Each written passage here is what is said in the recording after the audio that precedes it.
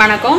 சத்யஸ்வா கிராஃப்ட்ஸில் நம்ம என்ன பார்க்க போகிறோம் அப்படின்னா, ஒரு 1.5 கட்டு கூடை தாங்க. இந்த 1.5 கட்டு கூடையில் கிராஸ் கட்டில் 4க்கு 4 பார்டரில் நெல்லிக்காய் நாடி எப்படி வருது அப்படிங்கிறத நம்ம பார்க்க போகிறோம். இந்த கூடை தான் நான் மேக் பண்ணியிருக்கேன். இந்த கூடையை பாருங்கள்.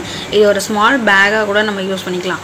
அதுக்காண்டி எந்த பர்பஸ் தான் வாங்குறாங்க, ஸ்மால் பேக் மாதிரி யூஸ் பண்ணுறதுக்கு, நம்ம ஹேண்ட்பேக் மாடலில் யூஸ் பண்ணுறதுக்கு தாங்க வாங்கியிருக்காங்க இந்த பேகு.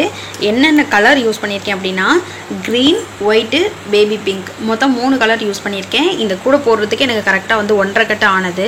இதோட ஹைட்டை பாருங்கள். இதுக்கு மேலே ஹைட்டு கிடையாதுங்க, கம்மியாக தான், ஹைட்டு கம்மியாக தான் வச்சுருக்கேன்.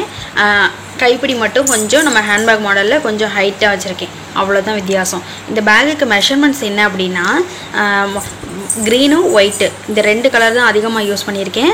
அப்புறம் பேபி பிங்க் கம்மியாக தான் யூஸ் பண்ணியிருக்கேன். இந்த கூடையோட மெஷர்மெண்ட்ஸ் எவ்வளோது அப்படின்னா, மொத்தம் 32 ஒயர் வெள்ளை கலர் எடுத்துக்கணும், 10 ஒயர் க்ரீன் கலர் எடுத்துக்கணும். சரிங்களா?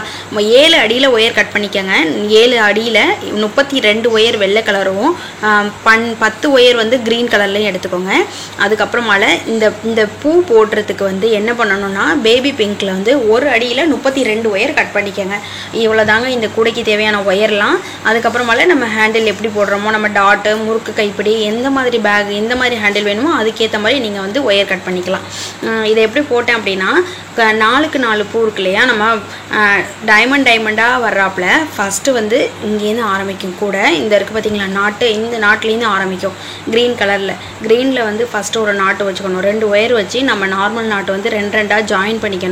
ஜாயின் பண்ணிக்கிட்டு ஃபஸ்ட்டு க்ரீனு, அடுத்து 4 வெள்ளை போட்டுக்கணும்.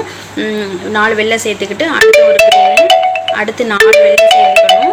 அடுத்து ஒரு க்ரீனு, அடுத்து 4 வெள்ளை சேர்த்துக்கணும். அடுத்து ஒரு க்ரீனு, அடுத்து 4 வெள்ளை சேர்த்துக்கணும்.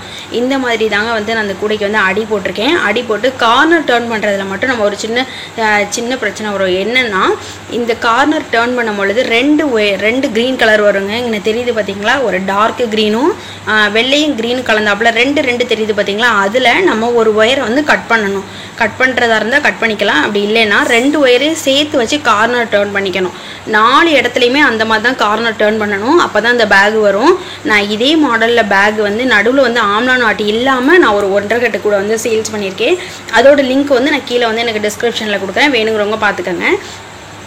இந்த நடுவில் 4க்கு 4 கட்டம் இருக்கு இல்லையா, அந்த 4க்கு 4 கட்டத்தில் சுற்றி இந்த மாதிரி க்ரீன் வரும். நடுவில் ஆம்லா நாட் போட்டிருக்கேன்.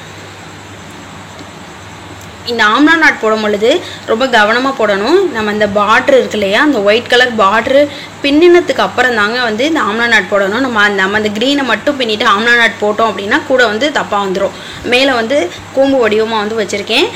ப்ளெயினாக வேணும் அப்படின்னாலும் நீங்கள் அதே மாதிரி ரெடி பண்ணிக்கலாம். இதுக்கு 7 அடிங்கிறது கரெக்டாக இருக்கும். உள்ள எவ்வளோ ஸ்பேஸ் இருக்குது பாருங்கள்.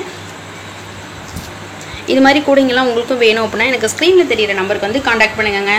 தேங்க்யூ.